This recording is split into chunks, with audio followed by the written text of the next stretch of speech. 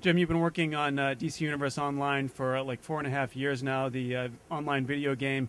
Do you get a pit in your stomach whenever someone asks you when it's going to be available specifically? Pretty much, because I can anticipate the rap on the head I'll get from Debbie Sue, who's in charge of marketing, because that's one of the express questions.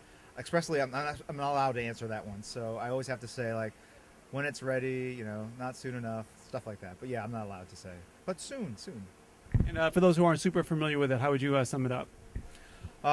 Okay, well, the DC Universe online game is all about creating your own superhero and jumping into the DC Universe. So you can either be a hero or a villain. So you're going to team up with like Batman, Superman, or the Joker or Lex Luthor if you're a villain.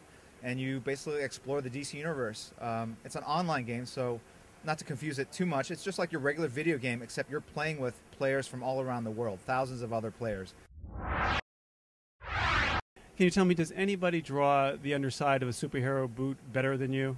That's a good question. I put a lot of time into it. I will have to admit that I got that really from Michael Golden and Art Adams. And I think Art got it from Michael as well. But Michael Golden, to me, terrific artist, but he was like the first guy to really pay attention to the bottom of boots. Like he drew this comic book called Nam, and he drew the undersides, and it just blew me away. And to me, it's like, this is the attention to detail that true artists have. And so I really made it my life's mission to study the underside of boots and get the hang of it. And you know, even with Batman, I didn't want to do a typical soul, so I actually created that soul that he's got, and now other people use it in their own drawings, so it's kind of cool.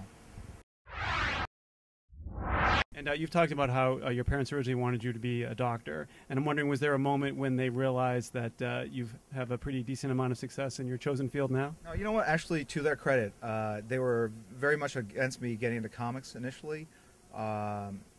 But once I actually got work, and it wasn't even regular work, they were ecstatic, and they never bugged me about it again after that. So I think they just didn't really see that this was something that would happen. Maybe they were afraid I would get hurt, or they didn't think that you get paid for drawing pictures or something. But once I actually got my very first job, you know, from Marvel, they were literally jumping up and down with me in the kitchen, and when I got the news, and ever since that, even before things took off, they were very supportive of it, because I think they saw how much I wanted it. They saw how many hours I was putting into drawing my samples, and you know how dedicated I was trying to break into comics. So, to their credit, they got behind me very quickly after I made this sort of monumental decision. And have they bugged you at all about getting All-Star Batman and Robin done? No. Unfortunately, they actually do get Wizard Magazine. They subscribe to it, so they would kind of bug me like, "Hey, why aren't you in the top 10 anymore?" or whatever. So, but luckily with All Star Batman and Robin, I don't know if they're that hip to like how late the series is. But then they do now know that we're kind of on hiatus for the second half, the second volume, and they get their books signed for their friends and stuff like that every time I see them. So. They try not to piss me off too much, because then I won't sign the books for them. So.